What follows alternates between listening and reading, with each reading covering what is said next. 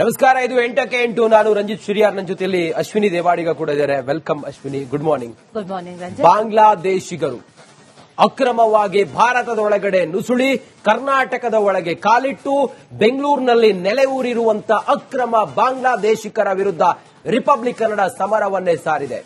ಯಾವುದೇ ಐಡೆಂಟಿಟಿ ಇಲ್ಲ, ಯಾವುದೇ ದಾಖಲೆಗಳಿಲ್ಲ, ಅವ್ರು ಏನ್ ಮಾಡ್ತಾರೆ ಅನ್ನೋದು ಗೊತ್ತಿಲ್ಲ. ಅಕ್ರಮ ಚಟುವಟಿಕೆಗಳಲ್ಲಿ ಭಾಗಿಯಾಗ್ತಾರೆ, ಗ್ಯಾಸ್ ಫಿಲ್ಲಿಂಗ್ ಕೆಲಸ ಮಾಡ್ತಾರೆ, ವೋಟರ್ ಕಾರ್ಡ್ ಅನ್ನ ನಕಲಿಯಾಗಿ ಮಾಡ್ಕೊಂಡಿದ್ದಾರೆ. ಇಂಥ ಬಾಂಗ್ಲಾದೇಶಿಗರ ವಿರುದ್ಧ ರಿಪಬ್ಲಿಕ್ ಕನ್ನಡ ಸಮರ 3.0. ಅಕ್ರಮ ಬಾಂಗ್ಲಾದೇಶಿಗಳನ್ನ ಹುಡುಕಿ ನಾವು ಅವರನ್ನ ಇವತ್ತು ತೆರೆದಿಡ್ತಾ ಇದ್ವಿ. ರಿಪಬ್ಲಿಕ್ ಕನ್ನಡದಲ್ಲಿ ಮತ್ತೊಂದು ಡೇರಿಂಗ್ ಸ್ಟಿಂಗ್ ಆಪರೇಷನ್. ಅಕ್ರಮ ಬಾಂಗ್ಲಾದೇಶಿಗಳು ಎಲ್ಲಿದ್ದಾರೆ ಅಲ್ಲಿಗೆ ಹೋಗಿ ನಾವು ಎಕ್ಸ್ಪೋಸ್ ಮಾಡ್ತಾ ಇದ್ದೀವಿ. ನುಸುಳುಕೋರರ ವಿರುದ್ಧ ರಿಪಬ್ಲಿಕ್ ಕನ್ನಡ ಸಮರವನ್ನೇ ಸಾರಿದೆ. ಅಕ್ರಮ ಬಾಂಗ್ಲಾದೇಶಿಗಳ ವಿರುದ್ಧ ಮಹಾ ಬೇಟೆ. ರಿಪಬ್ಲಿಕ್ ಕನ್ನಡದ ಬಾಂಗ್ಲಾ ಬೇಟೆ 3.0 ಮುಂದುವರೆದಿದೆ.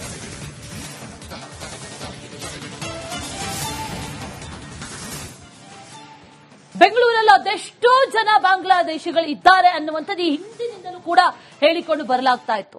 ಆದ್ರೆ ಬಂದಂತ ಯಾವುದೇ ಸರ್ಕಾರಗಳು ಕೂಡ ಇಲ್ಲಿಗೆ ಆದ್ಯತೆ ಕೊಡದೆ, ಎಷ್ಟೊಂದು ಆತಂಕ ಇದ್ರೂ ಕೂಡ ಜನರ ಸೇಫ್ಟಿ ಗಮನಿಸದೆ ಅವರು ಮನೆ ಮಾಡ್ಕೊಂಡಿದ್ರು, ಶೆಡ್ ಮಾಡ್ಕೊಂಡಿದ್ರು, ಸ್ಥಳೀಯರಿಗೆ ಗೊತ್ತಿದ್ರು, ಸ್ಥಳೀಯ ಜಿಲ್ಲಾಡಳಿತಕ್ಕೆ ಗೊತ್ತಿದ್ರು, ಸುಮ್ಮನಿದ್ರು. ಆ ನಿಟ್ಟಿನಲ್ಲಿ ನೋಡೋದಕ್ಕೆ ಹೋದ್ರೆ ಬಾಂಗ್ಲಾದೇಶಿಗಳ ಹಬ್ಬ ಆಗ್ತಾ ಇದೆಯಾ ಬೆಂಗಳೂರು ಅನ್ನೋ ಪ್ರಶ್ನೆ ಕಾಡ್ತಾ ಇದೆ. ಇಡೀ ಬೆಂಗಳೂರಿಗೆ ಈ ಅಕ್ರಮ ಬಾಂಗ್ಲಾ ಜಾಲ ಹಬ್ಬಿದೆ. ಕೇವಲ 1-2 ಕಡೆಯಲ್ಲ, ಬೆಂಗಳೂರು ಉತ್ತರ, ದಕ್ಷಿಣ ಎಲ್ಲಾ ಕಡೆಗಳಲ್ಲೂ ಕೂಡ ಈ ಬಾಂಗ್ಲಾದೇಶಿಗರು ರಾಜಾರೋಷವಾಗಿ ಓಡಾಡ್ಕೊಂಡಿದ್ದಾರೆ, ಕೆಲಸ ಮಾಡ್ಕೊಂಡಿದ್ದಾರೆ. ಕಸಾಯುವಂತ ಕೆಲಸ ಮಾಡ್ತಾರೆ, ಟೆಂಟಲ್ ಜೀರ್ಣ ಮಾಡ್ತಾರೆ. ರಿಪಬ್ಲಿಕ್ ಕನ್ನಡದ ಸ್ಟ್ರಿಂಗ್ ಆಪರೇಷನ್ ನಲ್ಲಿ ಎಲ್ಲವೂ ಕೂಡ ಬಯಲಾಗಿದೆ. ಅವ್ರು ಎಲ್ಲಿದ್ದಾರೆ, ಏನ್ ಮಾಡ್ತಾರೆ, ಇದರ ಜೊತೆಯಲ್ಲಿ ಯಾಕಾಗಿ ಬಂದಿದ್ದಾರೆ, ಅವರ ಉದ್ದೇಶ ಏನು, ಅದರ ಜೊತೆಯಲ್ಲಿ ಅವರು ಬರೋದಕ್ಕೆ ಸಹಾಯ ಮಾಡಿದಂತವ್ರು ಯಾರು, ಏಜೆಂಟ್ಗಳು ಯಾರು, ಇಂಥ ಅನೇಕರು ಬಂದಿರೋದಾದ್ರೂ ಹೇಗೆ, ಸಾವಿರಾರು ಜನ ಎಂಟರ್ ಆಗಿದ್ದಾದ್ರೂ ಹೇಗೆ ಅನ್ನುವಂತ ಒಂದಷ್ಟು ಪ್ರಶ್ನೆಗಳು ಸದ್ಯ ಇರೋದು.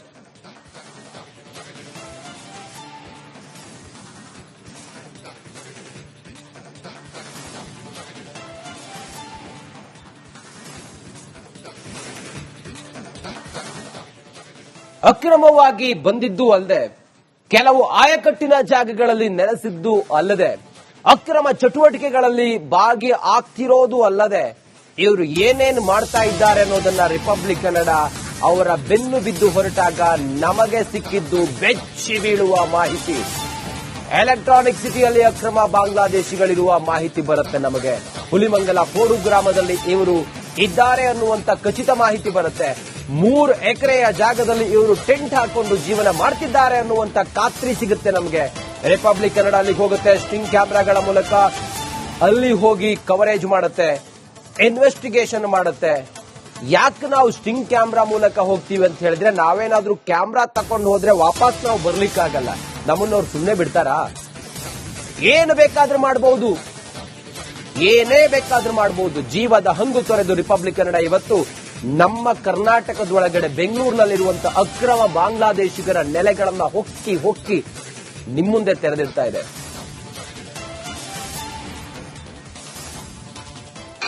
कहाँ से आया? दुकान से। कितना साल से इधर? इधर से प्राय 5 साल से। पहले किधर था? पहले था बम्बई में, मुंबई। दूसरा काम करता था, ये काम नहीं करता था। क्या काम करता था इधर? वो उधर दरबानी काम करता था, सीधे गाँव। बांग्ला आदमी वाला इधर है करके बोला हाँ, बांग्लादेश में रहता है। इधर है, बांग्ला रहता है, बांग्लादेशी रहता है। इधर है? कितना आदमी है इधर? ये सर नहीं बोल सकते हैं, ये आप बोल नहीं सकते। क्यों? क्या इतना ಬೆಂಗಳೂರಿನ ಅನೇಕ ಕಡೆಗಳಲ್ಲಿ ಇವರೆಲ್ಲರೂ ಇದ್ದಾರೆ, ನೆಲೆಸಿದ್ದಾರೆ, ಟೆಂಟ್ ಹಾಕೊಂಡಿದ್ದಾರೆ ಅನ್ನೋದನ್ನ ಈಗಾಗಲೇ ತೋರಿಸಿದ್ವಿ. ಬೆಂಗಳೂರಿನ ಎಲೆಕ್ಟ್ರಾನಿಕ್ ಸಿಟಿಯಲ್ಲೂ ಕೂಡ ಬಾಂಗ್ಲಾ ಹಬ್ಬ ಆಗೋಗಿದೆ. ಹುಲಿಮಂಗಲ ಪೋಡು ಗ್ರಾಮದಲ್ಲಿ ಬಾಂಗ್ಲಾದೇಶಿಗಳು ಅಕ್ರಮವಾಗಿ ನೆಲೆಸಿದ್ದಾರೆ, ಅಕ್ರಮವಾಗಿ ಮನೆ ಮಾಡಿಕೊಂಡಿದ್ದಾರೆ. ಪಶ್ಚಿಮ ಬಂಗಾಳದವರ ಜೊತೆ ಬಾಂಗ್ಲಾದೇಶಿಗಳ ಭಾಷೆ ಒಂದಷ್ಟು ಸಾಮ್ಯತೆ, ಅಸ್ಸಾಂ, ಪಶ್ಚಿಮ ಬಂಗಾಳ ಇವರೆಲ್ಲರ ಜೊತೆ ಸೇರ್ಕೊಂಡ್ಬಿಡೋದು.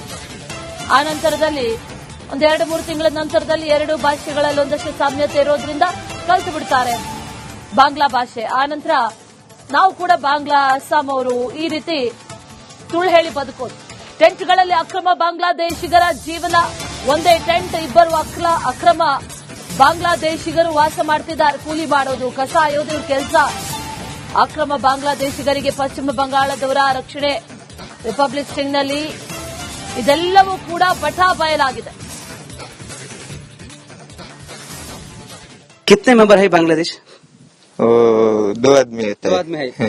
कितना दिन से था इधर? इधर मालूम नहीं है, हम इधर नूतन आया, अभी नया आया।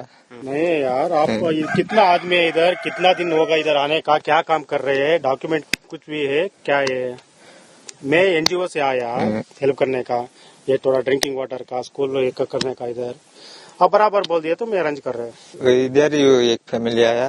हाँ, कितना आदमी है एक फैमिली का? 4 नहीं, 2 आदमी। 2 आदमी। आप कुछ प्रॉब्लम नहीं, आराम 2 आदमी इधर आया। और कितना तो कर रहे हाँ, हैं। लास्ट अभी है? अभी नहीं है, कितना साल?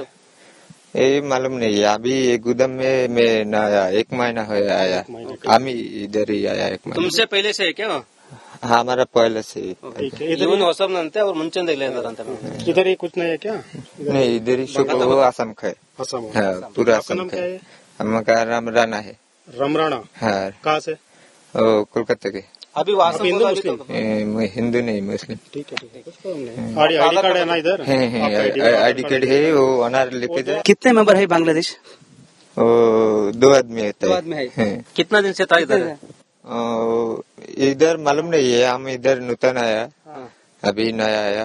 नहीं यार, आप कितना आदमी है इधर, कितना दिन होगा इधर आने का, क्या काम कर रहे हैं, डॉक्यूमेंट कुछ भी है क्या? ये मैं एनजीओ से आया हेल्प करने का, ये थोड़ा ड्रिंकिंग वाटर का, स्कूल एक करने का इधर। अब बराबर बोल दिए तो मैं अरेंज कर रहे हैं। इधर एक फैमिली आया। हाँ, कितना आदमी है एक फैमिली का? 4 नहीं, 2 आदमी। 2 आदमी। आप कुछ प्रॉब्लम नहीं, आराम 2 आदमी इधर आया। और कितना तो कर रहे हाँ, हैं। लास्ट अभी है? अभी नहीं है, कितना साल? ये मालूम नहीं है। अभी गुदम में मैं नया 1 महीना हो आया, हम इधर ही आया 1 महीना। तुमसे पहले से है क्या? हाँ, हमारा पहले से ठीक है। इधर ಇವನು ಹೊಸಬ್ನಂತೆ ಅವ್ರು ಮುಂಚೆಂದ ಇಲ್ಲೇ ಇದಾರಂತೆ. इधर ही कुछ नहीं है क्या? नहीं, इधर ही शुभ आसम का है। असम। हाँ, पूरा आपका आसम नाम का क्या है। है? हमारा राम राणा है। रमराणा। हाँ, कहाँ से? कोलकाता के। अभी आप वासम हिंदू बोला, मुस्लिम? मैं हिंदू नहीं, मुस्लिम। ठीक है, कुछ प्रॉब्लम नहीं। आईडी कार्ड है ना इधर? है आपका आईडी कार्ड है, वो अनार लेके कोलकाता के। अभी वासम हिंदू बोला, मुस्लिम? मैं हिंदू नहीं, मुस्लिम। ठीक है, कुछ प्रॉब्लम नहीं। आईडी कार्ड है ना इधर? है आईडी कार्ड है, वो अनार लेके